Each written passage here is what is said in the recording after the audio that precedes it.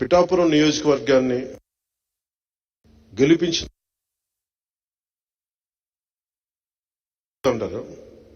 ఈరోజు నేను శక్తి పీఠమైన ఆ తల్లినే మీ ద్వారా అడుగుతున్నాను, నన్ను గెలిపించమని కోరుకుంటున్నాను. గెలుపు నా కోసమో కాదు, నేను పోరాటానికి నాకు మరింత బలం చేకూరుస్తుంది.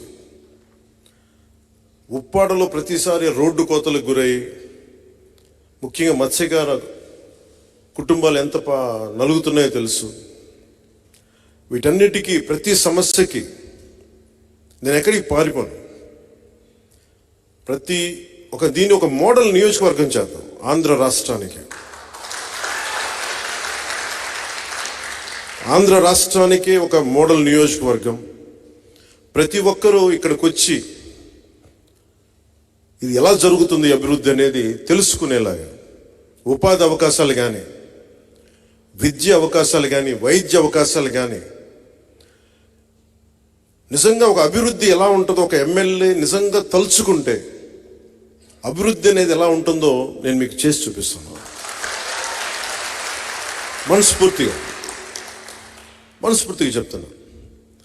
ఆర్థికంగా మనం ఎంత బలోపేతం చేయాలి. ఎక్కడ మహారాష్ట్ర నుంచి వచ్చి అక్కడ రైల్వే లైన్ అక్కడ ఇబ్బంది అవుతుంది, మహారాష్ట్ర నుంచి వచ్చే భక్తులకి దానివల్ల ఆదాయం ఎలా పెరగాలి, వీటన్నిటి మీద నాకు చాలా సమగ్రమైన అవగాహన ఉంది. అందుకే నేను ఒకటే మాట ఇవ్వండి,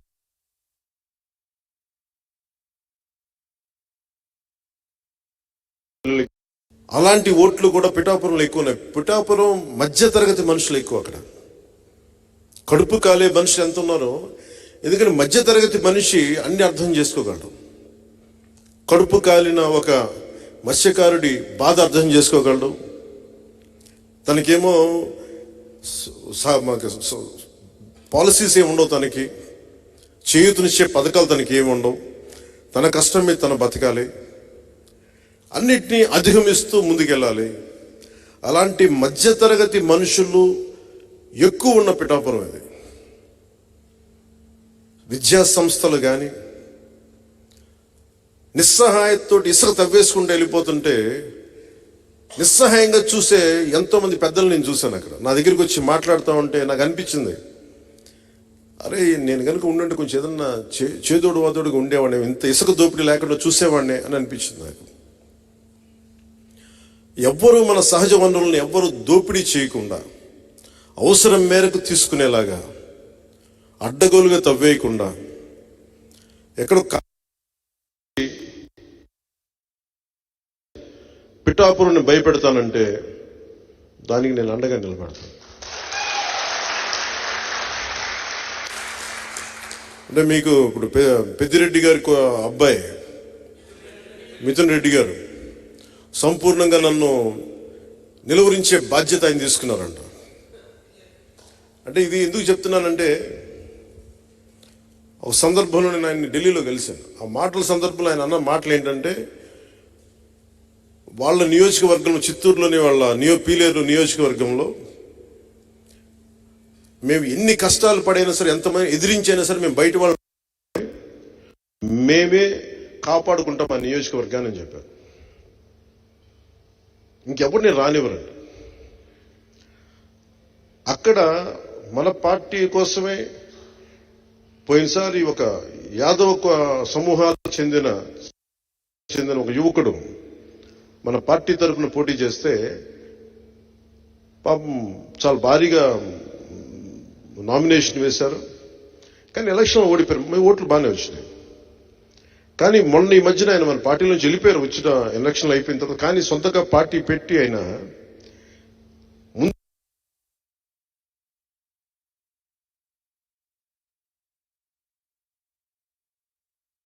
బీసీలకు అండగా ఉంటామంటే మేము మెతుకులు పడేస్తాం, మీరు ఏరుకోండి. 60 పైచిలకు సీట్లుంటే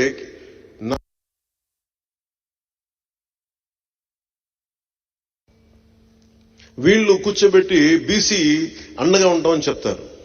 వీళ్ళు క్లాస్ వారి గురించి మాట్లాడతారు. నాకు జగన్ రెడ్డి గారి మీద కానీ మిథున్ రెడ్డి గారి మీద నాకు వ్యక్తిగతంగా నాకు కోపాలు లేవు వీళ్ళ మీద. ఇంకెవరు రాజకీయాల్లోకి రాకూడదు. నేను ఉన్నది దశాబ్దం నుంచి నేను పోరాడుతూ ఉన్నాను. 4 దశాబ్దాలు ఉన్న తెలుగుదేశం పార్టీకి కూడా నేను అండగా ఉన్నాను. అలాంటిది నన్ను ప్రజాస్వామ్యంలోకి నేను ఒక ఎమ్మెల్యే అయితే రాష్ట్రానికి మేలు తప్ప అది ఎవరికి హాని కాదు. రాష్ట్రంలో నాలాంటి గొంతుకులు ఉండకూడదు. నా కోసం 100 కోట్లు 150 కోట్లు ఓటుకి ₹1,00,000 ఇచ్చుకునేయమని, కుటుంబానికి ₹1,00,000 ఇచ్చుకునేయమని స్థాయిలో మాట్లాడుతూ ఉన్నారు. అంత డబ్బు ఉంది వాళ్ళ దగ్గర. ఎక్కడి నుంచి వచ్చింది ఆ డబ్బు? మద్యపానాన్ని నిషేధిస్తామని చెప్పి ఒక సీఎం సారా వ్యాపారి స్థాయికి వెళ్ళిపోయాడు.